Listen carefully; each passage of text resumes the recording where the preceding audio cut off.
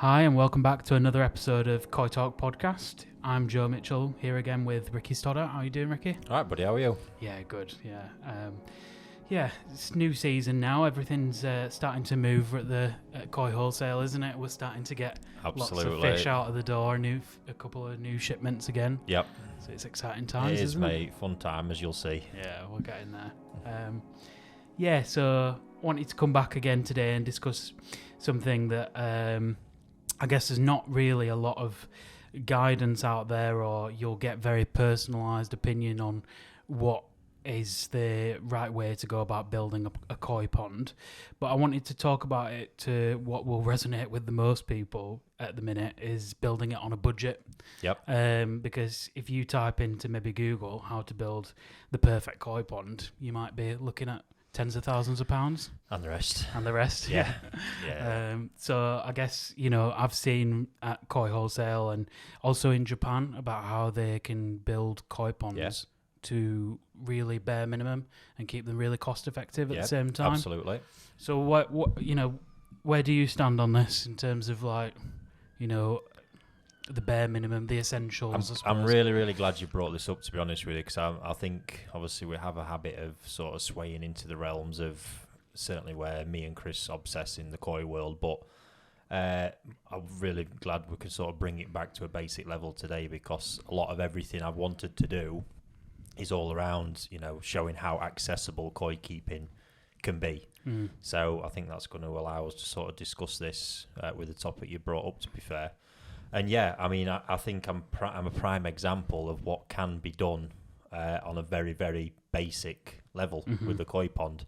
So, and I want people listening to this, there's no shame in digging a hole in the ground, putting a PVC liner in it, having a pump in there, and a little combi box filter. On that very basic setup, you will be able to keep koi. Might not be the way that we talk about keeping koi, and you're not going to be raising grand champions in a setup like that, but you will keep them, and you can keep them healthy as well, providing you obviously manage the environment properly. For years, I sold this kind of setup to people at my dad's shop, and yeah, it's where it starts. Ultimately, we want to get people into the hobby. If that's the first pond, great. A lot of them go on to bigger and better things, which is great for the whole koi economy as well. Pond builds raise a lot in finances for everybody involved. Builders potentially, the people who supply liners, the people who supply filtration, the dealers. It goes on and on and on that list. It's a massive part of it. So, yeah, that's where I want to start with it, because on that very basic level, you can create a koi pond for not a lot of money. I've had people who literally did this in a weekend. Dug the hole, come bought all the stuff, got it running. A week later, it's filled up, and away we go. And I think that needs to be the message that's drummed into people's heads. Anybody watching this who's a first-time koi keeper or thinking of getting into it, especially, you can do this on a budget. Absolutely, don't be hoodwinked by anybody who will stand there and say you need a drum filter that's a few £1,000s. You need to have it fiberglassed. You need to have it block built to the point where it's like a nuclear bunker. All that stuff's great, but let's strip it right back to what works on a basic level, and that system works. Yeah, and I guess when your days of working in retail and I guess being involved in this industry for such a great amount of time, I can imagine that you've seen people come with an idea of how much it costs to build a koi pond and been surprised at some of the cost of some elements of it, like the liner, for example. And the bit I'm getting all this, because again, the way my head's wired, I don't see ponds as, I've never looked at it from an aesthetic side of it being in a garden. It's not the way my head's wired with koi. Koi ponds to me are very practical things. So I can't really, when this conversation, that's an element I'm probably just going to omit completely, because it's not one I've got much experience in. All I know is those finishing touches are where a lot of money gets gobbled up. Yeah. You'll probably speak for that, Joe. I think you've got to be prepared to really think about absolutely every element, because I was exactly the same. I had a certain amount of money to play with, and I promised the wife I will not go over this. Yeah. But as soon as you dig the hole, the earth you're taking out of the ground doubles in size. Yep. Where do you put that? Mm-hmm. Couple of skips, 200-300 quid Yeah. before you've even started. Yeah. So you've got to think about everything really. And I guess if you start and you don't cost all of these things that are involved, consider whether or not you can just keep it above ground, because maybe that might be cheaper for you in your circumstances if it's an option. And really kind of, there's no right or wrong way, I guess, in what you're doing. And I can see by the way some of the ponds are built at Koi Wholesale that you've kind of really made it efficient in the way that you've got your pond returns and other things like that, where you're not using like your filters are bang on the side of the pond. You've not got a massive amount of pipe lengths and bends and other bits like that. I remember going to pick up some bends, and I think my bill was like 500 quid just in right angle bends and rubber bends and unions. It's serious stuff, and when I see it all, I sort of shake my head, to be honest, because I just think it's so unnecessary. Yeah. Again, my whole keep it simple mantra. This is where this really comes into play, because I mean, let's talk. I mean, how I do if I was starting from scratch and really working on a budget. The first thing I would look at is just the cost, because I've not got any facts and figures on this. So I would compare the cost of obviously block building versus buying it pre-formed, so one of the pre-made fiberglass ones. Now, if I was doing it block built and on a budget, I would be looking at let's say the build side plus lining. But my lining option, I'd be looking at liner. Really? And I'd have no issues with PVC. I sold PVC liner for years. The stuff's great, and there's a massive difference in price even between that and butyl. Absolutely no issues with it. Yeah, it can be a bit unsightly. I'm quite lucky in that respect. My dad's some kind of absolute ninja at folding liner. Yeah, hats off to the guy, because I've seen him as well. It's just something, even over years, I've not been able to master from watching him do it time and time again. So yeah, I'd have no issues in doing that, and there's a massive cost saving straight away. So I would guess from back then when we did them, it was a long time ago, the block build method then with the PVC liner would probably potentially come in better than the preformed. However, I know the cost of materials has gone through the roof these days. Finding builders is no easy job. No. You've got all that element unless you're actually able to build it yourself. So I'd just start by weighing those two options up. Like I say, if you're digging into ground, you then got skips and all that removal. So really need to consider all that stuff. But likewise, on the very basic level, you can still just dig a hole in the ground. Yeah. If that's what you're looking at, there's nothing wrong with doing that. Of course.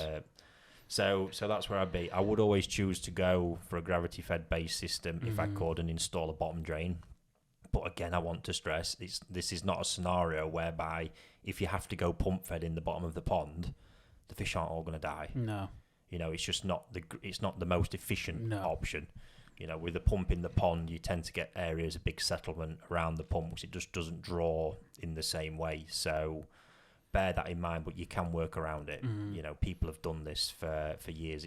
If you haven't got a bottom drain, it's then how you maintain the rest of the environment. It's going to be more work, yes, but you can still maintain it. You just got to put that extra effort in. Just speaking about pump-fed systems over gravity-fed systems, I was really, I guess I became obsessed with trying to give my fish no opportunity to flash against something like a pump. Yep. I've not seen any of your fish at your place damaged with that kind of, you've got pumps for your backy showers that are not, they're not gravity fed, they're in the pond. You get a few. Yeah. Koi are very curious creatures. I know of a couple now where I think, damn, I've just done it a bit. But yeah, it's a risk. It's one of those things. You just got to balance it up. But it's not like, the fish isn't going to die from it. That's if we boil this down, we're talking about a luxury there, as to say, well, I'd prefer not to have anything in the pond. But if it come down to it, like in that instance, I was retrofitting with them showers. Yeah. So what is my choice? I have a retrofit and put the pump in the pond, or I don't have it. Yeah. And for me, having it far outweighs the few cons. So these are just those decisions you've got to balance up. But on that basic level, like I say, I would get a bottom drain if you could, but if not, you can have the pump in the pond and pump feed up. And then we obviously moved to kind of filtration systems at the heart of it. Pump wise, while we're sort of mentioned that, there's loads and loads of choices out there. You can get good quality pumps.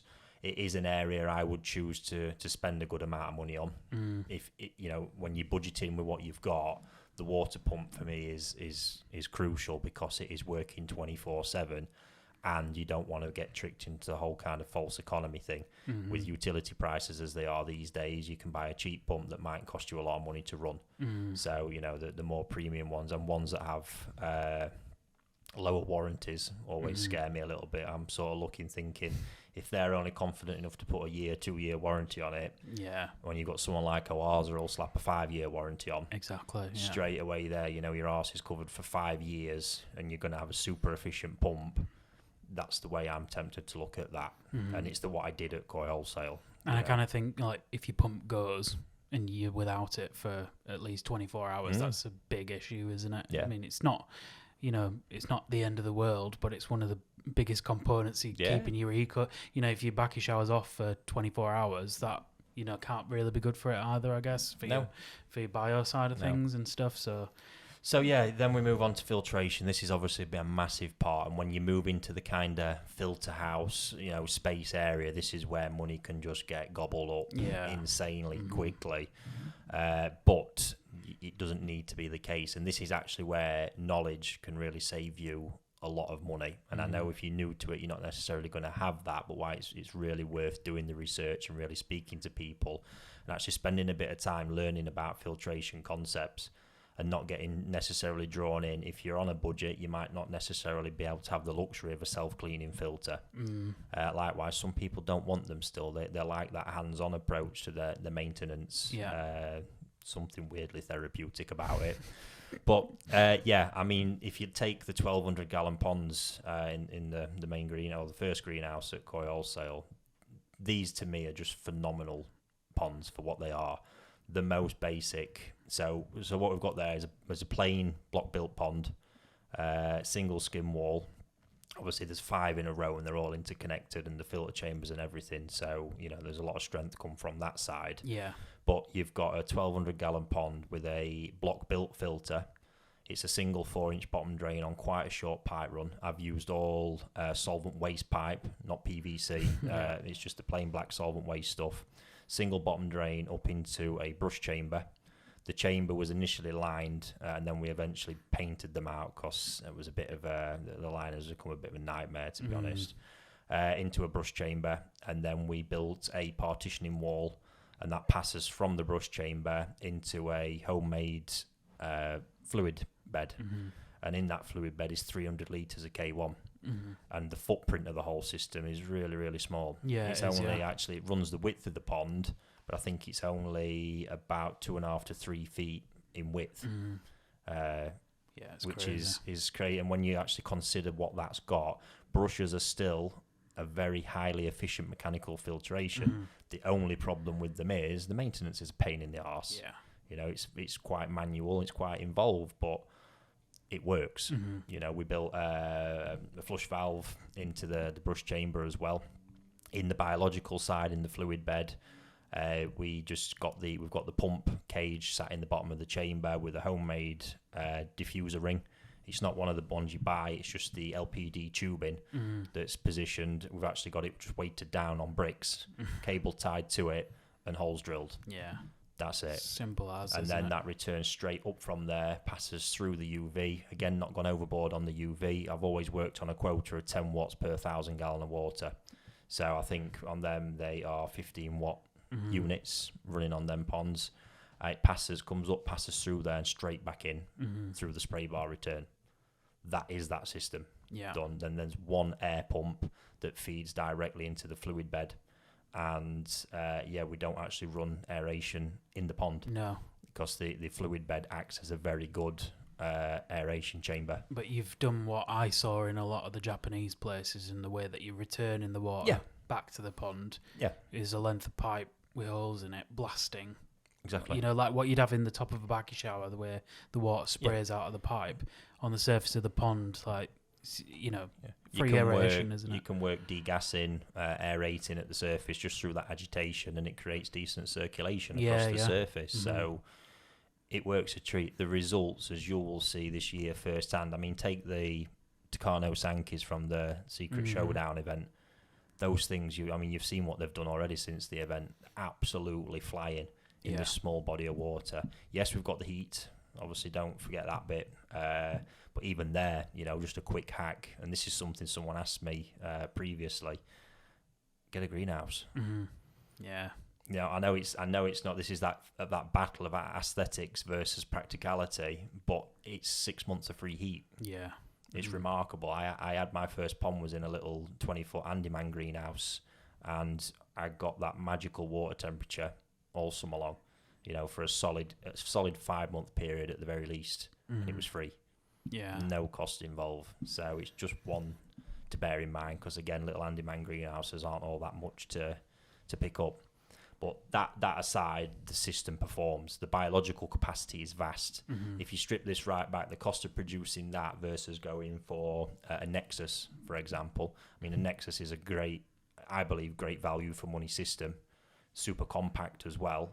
But the basic model comes in, I think, up to 200 litres even in a 200. Yeah. So you'd be talking going to the 310 or whatever it is now. To get to the same 300 litre capacity that I'm running in this homemade system. Mm-hmm. So it's vast, really vast. You can always find these things secondhand as well. Yeah. And cut your costs in half. I mean, I'd always recommend to support dealers and stuff like that where you can with buying stuff brand new. But if you really are on a budget, I know I've seen Nexus online for 300-400 quid sometimes. Yeah. And all you need to do is really give them a good clean. I wouldn't, making sure you're not picking up any bacteria stuff from whoever you've bought it from, but making sure it's cleaned through thoroughly. Absolutely.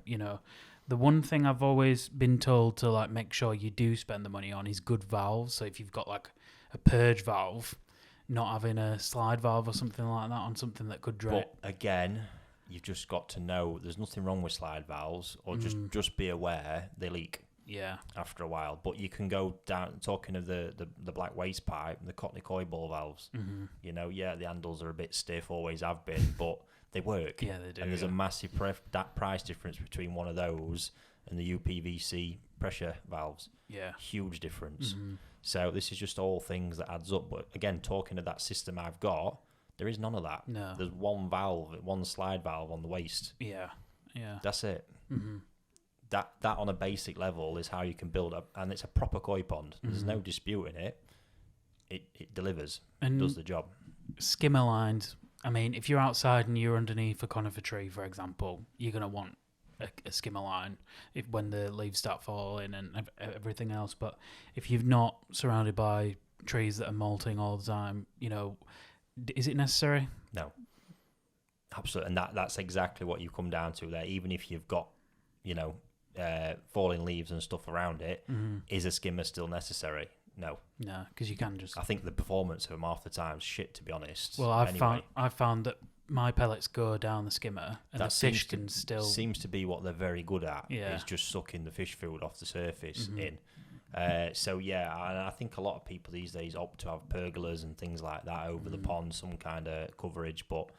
Again, it's not an essential. Please don't be watching this thinking, my God, that's what I don't want to happen. If someone's thinking of building a pond, they flick onto YouTube or go to a dealer, and the next thing they know, they've come away and they need this state-of-the-art filter system, 2 bottom drains, a shower, a skimmer, 3 pumps, 2 air pumps, a massive UV.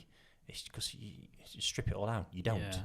And a skimmer's not an essential thing. Your essential line is the main filtration line. If you've got that bit working right, your pond will perform biologically, mechanically to make the right environment for your koi. Yeah. And that's where it's at, really. Yeah.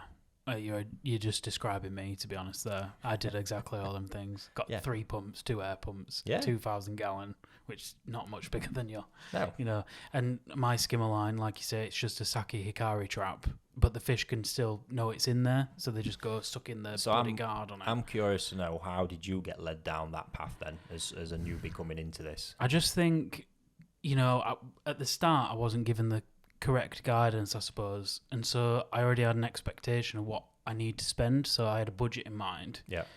And to maybe consider spending less at that point, we're thinking like I was cheaping out, and it's always do it once, do it right.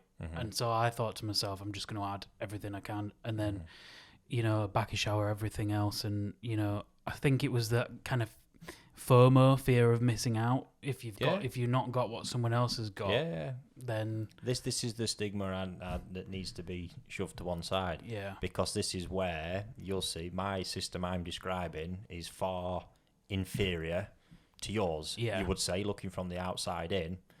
But I'm curious to see who gets the the best results, Joe. Yeah. This is where that time invested in yourself, start with that basic pond. Because you learn to do things. Regardless of anything, you're going to be on a learning journey. Yeah. And sometimes, you might learn a bit quicker. But you just learn to be savvier with stuff. But my in-wall returns as well, like one of the things I've learned from listening to you talk about, your systems and things, is I spent a lot more on fittings, making sure I had returns at opposite ends of the pond, so the water spins in the vortex. old tangenicals. That concept blows my mind. Yeah. You see, that there is a prime example of not putting the fish first. Yeah. Because for me, I'd never create that flow pattern, and that's an expensive thing to set up. Yeah. And doing a koi pond as well. But yeah, I just, it's crazy. Because you're just creating that vortex, to get waste to the bottom drain. The whole thing's a bit flawed. I'm just wondering as well, like on a night time, if there's somewhere for the fish to actually stop and rest, or if they're constantly. I have literally seen, but the thing is as well, when you do them, you're supposed to fit them and make them reversible, because in that flow pattern, and I have seen it happen, you can build the body mass on one side heavier than the other, right, and create deformities in the fish. Right. I have seen it happen, honestly, and I once read about it when I started learning about them sort of returns, and said, you need to make them reversible to avoid this, and I thought, really? And literally seen people do it and seen the results on the fish. That's why I like my one directional current. Aerated bottom drains, another big expense. Do you need one aerated? No, you don't. No. We're talking about need one. No, you don't need one. It can be a nice touch, but if it's something you can afford, I'd install an aerated drain, but my choice would probably be not to run it, because again, it's the kind of flow pattern it creates. Again, I prefer my one directional, so I've got everything at one end. But yeah, I've just seen it too many times with aerated bottom drains. They're expensive. And then you've got this whole problem, this massive current mid-pond creating basically like an up-down current, which is pretty unnatural for koi. So, yeah, some cost save there, really. If you, one of the things I think I did right when I built a pond is I didn't go too deep with it. Mine's only 3 foot deep, and it's wide and long. Yep. So the fish don't, I've got 60 centimetre fish that don't look too crowded now, because they've got a lot of volume to swim in, but it's not deep and it's not, is that something you agree with? You'll waste money on depth. Yeah. Absolute maximum for me, kind of like 1.2 to 1.5 meters is your real optimal range. But yeah, again, the ponds I'm talking about are only a meter deep. The 3.5K ponds are, what are they, 4 foot? I think, no, 3.5 they run at, so just over a meter. Yeah, and really I think some of the advice about going deeper than that is if you're not heated and, to keep the chill off the pond, I guess, as well. So you've got... Don't, because ultimately just look at what you're doing with your filtration. You're pulling water from the bottom all the time and returning it near the top. Yeah. So, that's nothing a pond cover. It's not going to fix. No. Quite a flawed concept, really. Yeah, no, I totally agree. I just think there's, again, you speak to any dealer, they're going to probably have different opinions to what myself and you have as well. But, it's just a bit of a guide. I think people. A lot of that, obviously, ultimately, they want to sell you something. And there's absolutely nothing wrong with that. It's part of the koi economy, and it's absolutely essential. But I think, like I say, it's knowing what is right and wrong. That you've got the whole thing I've seen over the years, all the filtration systems, and I'm probably going to end up getting slaughtered for all this anyway from the experts, so to speak. But there is, biologically, you can get biofilm growing on any surface. Actually, in your established pond, one of the biggest masses of biofilm is going to be your pond walls, inside your pipe work. All this stuff is unaccounted for in the performance of the ecosystem that builds. But all these other filters that are out there, they do work. Pressurized canister filters, they work. You know, it's just they're keeping up with the maintenance to get the performance, especially mechanically. And obviously, yes, they're flawed in a lot of ways because you've got biological and mechanical in one chamber. So ultimately, you do end up with waste, anaerobic waste, sitting on top of your biological filter media, which is aerobic. So you're basically suffocating it. But that concept has also been, we've seen expensive systems come to market. Some people run bead filters straight through. Yeah, that's no different. That's just a very expensive version of exactly the same concept. You know, I hate bead filters. Yeah. Original beads, cannot stand. I'm a little bit more open to the idea like the ones EA have done with the coldness in, because it doesn't clump the same. But it's those closed kind of systems where you can't easily strip it down and see exactly what's going on inside. I can't stand. Yeah. Because they just, I've seen too many problems come as a result of them. Yeah. But yeah, that concept is exactly the same. You know, it's, and there's that horrendous system that come to market. Was it BioCube? Something like that. I was pulling my hair out when I saw that, because the price of them, and you, basically it was exactly the same, mechanical and biological combined. That is the one part when you're looking at filters. If you can get a system that allows you that, then, you know, happy days. If you can separate mechanical and biological, you will get a much better, healthier environment all round and improve biological performance as a result. But stripping it right back, ultimately, you can get any of these systems to work. You know, I spent years selling Green Genies. I'm not ashamed to say it. You know, it's a combined box filter. You've got your UV in the top, so you've got an expense there. It's all in there. You've got foam, which is still a remarkable mechanical media. There's no denying, I run foam in the trickle tower systems we've got now. It's just that it needs a lot more work to obviously keep on top of it. And then the biological media was underneath, and it does the job. If you maintain one of those really well, it'll do a job for you. The issue is people didn't maintain them.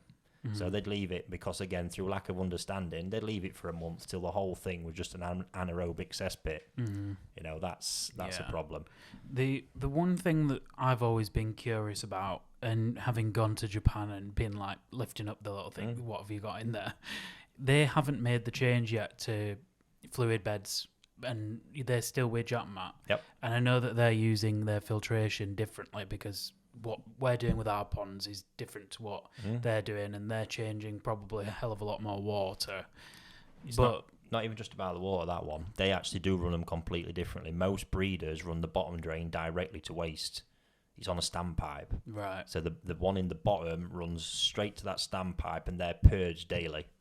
Every standpipe is pulled, and it creates, obviously you imagine it like 2 meters of depth, a lot of them. Yeah. It creates, it's ground level. These standpipes are massive. The chambers they sit in are huge. Yeah. Right down at pond level, so the flow through it creates completely clears that drain.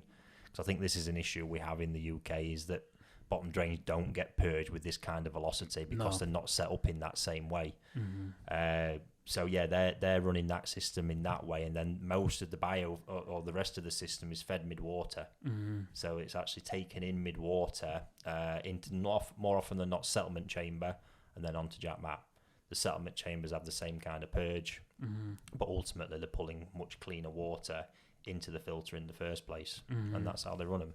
Right, okay, so there's no real mechanical debris going through the JatMat, I guess, at all. No. So They'll get some, yeah, but it's not heavy. no. It's not heavy. Whereas that's the benefit over here with K1. If there's mechanical debris, it's not sticking to the media like it would in a JatMat in the UK, I guess. Yeah, and that I do admire. That's why I'm a big fan of fluid beds. Yeah. Because even with a slightly weaker mechanical side, you can't forget, you know, particles are the food source to biofilm. They love it. They can feast on stuff down to 1 micron in size. That is your biological filter is one of the most effective mechanical filters in your pond. Yeah. That's a bit people don't consider. I've said that a few times now. Down to 1 micron. A drum filter can't go down to 1 micron.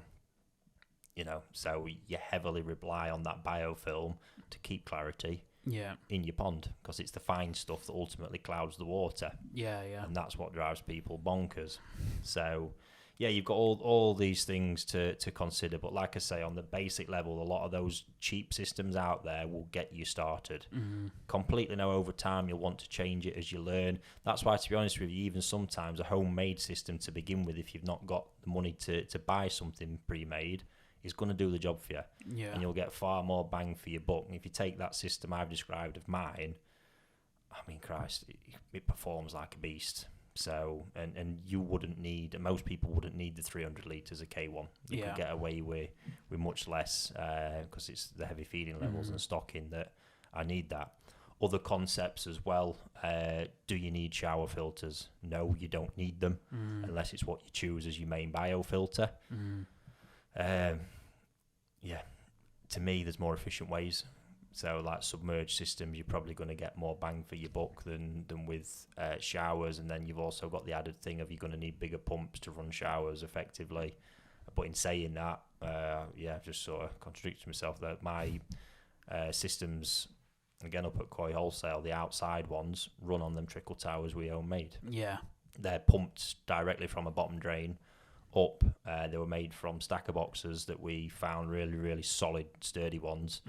There's a homemade spray bar, I think 2 or 3 sheets of foam in the top, and then 70 kilos of pumice over the 2 tiers where it holds the biomedia. Yeah.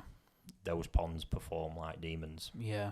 They really do. There's not mass feeding, but there is mass stocking. There's a decent amount of food obviously goes in there, so we've got to keep the fish fed. They're not raising ponds is what I mean by that. And that system can be put together for a couple of £100. Yeah. You know. And I guess for people who would start that system, it takes time to mature it for that filter to be, filtering down to that 1 micron that you say.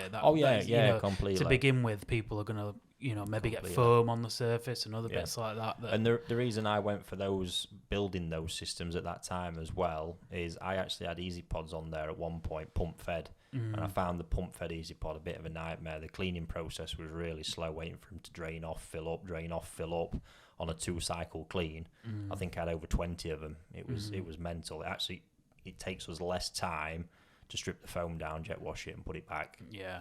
So, but like I say, they work. They really do work. You've seen the clarity in them ponds outside. There's no performance issues in the slightest. They're not big pumps either.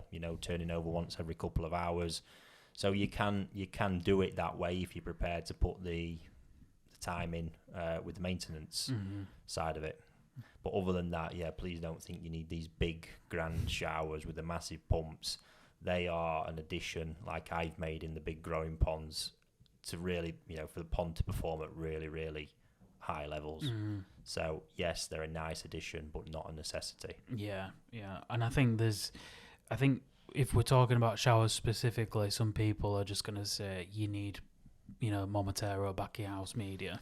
Again, that's that other bit drives me mad. Like I say, I call them trickle towers outside, really, because they're not really... The shower thing was coined at Momotaro. But yeah, that got pumice stone in. I've just got the Bacteria House media, Sakura, the Shigure one. That's it. In my showers, it's performed great. It's the concept of a shower working how showers do, with correct airflow, for one, to get the oxygenation benefits and the degassing. And having it big enough to have a decent bio loading, because ultimately with the flow, it's the smashing of the water that helps with the degassing, the oxygenation, and any surface in there that gets wet is going to grow bacteria. Yeah. Yes, you want to optimize your space, but anything in there is going to do a job. Do you think it's a different type? I'm getting really technical here, and it's probably I'm going too in depth, but can that ceramic media do something different to what your fluid bed is doing? Technically, it has been said, because it used to be called wet and dry as a concept years back, and they do say different bacteria groups or they sort of colonizing it differently. But ultimately, it's still biofilm. Yeah, it's for people much smarter than me to tell you about it's still nitrification and that. I think it's more what we get from the aeration and degassing, especially the degassing effect of the shower, which really adds the magic spark to the pond. To be honest. Yeah. So A lot of stuff there, Yeah, mate. we've covered a lot of stuff, and we might have people might be just sat there going, "Oh, where do I start?" But strip it down to basics. You just start, strip it down to basics. Like I say, if you've got more budget to play with, you work out. Yeah, a lot. I'm not saying don't buy the systems that are out there. Yeah, you haven't got to go. I just want people to know you haven't got to, spend even thousands to set up a first koi pond. At today's cost, I don't know exactly what you could do it for, but all this very basic equipment out there for beginners will get you started in the hobby, and that's the most important thing for me, is to know you can start like that and progress, because ultimately people need to find out if it's going to be for them as a hobby. A koi pond build, how long did it take you to do yours? Too long. Yeah. So a proper major koi pond build takes a lot of time anyway, and with that time you might have done your quick hole in the ground, realised that it's not for you, and filled it back in. I think having this experience and conversation, I might have been able to build myself a QT pond as well. If the cost that I would have saved, I might have been able to have a QT pond. Yeah. Or double the amount of stocking level I have with the money I would have had. Yeah. So, I think that might be the next conversation, Joe, if you make a note of that, is if you just how I would build my optimal kind of growing pond or something like that, stepping it up again. Yeah. Because trust me, there's not going to be a lot of difference from what I've just discussed. Yeah. So... Because I think the pond we've spoken about is a general koi keeping pond, isn't it? Where you've maybe have a mix of bigger fish and smaller fish, and maybe the next time we talk about it, we'll talk about growing toes high in a perfect this pond, is just a general koi pond that will function, and you will keep koi in there happy and healthy. Yeah. No extremes or anything like that. Just happy, healthy koi. It can be done. Like I say, the varying factors ultimately is how easy your life's going to be maintaining that environment and how optimal that environment's going to be. Yeah. They're the two kind of variable factors, but that comes down really to commitment, knowledge and experience more than the equipment that you've got. Because I think it'd be quite good if I could find a way of setting it up to see what I could actually do with, say, one of them quarantine tanks that I've got. Yeah. In the greenhouses indoors, they're 400 gallons, and they run with one of these trickle filters on that they cost a couple of £100 to throw together, and see what we could actually do with that environment with the knowledge and experience behind it. Yeah, I'd be interested in that. Might be a challenge in there, I think Joe. we need to do that, yeah. Happy days. Well, that's been really good. So I'll let's leave it there. But any questions on this, fire them into Koi Talk Live, which we're doing every Thursday afternoon. But keep in touch with us on all our socials, and we'll call it there. Magic. See you again soon. Cheers, folks. Cheers.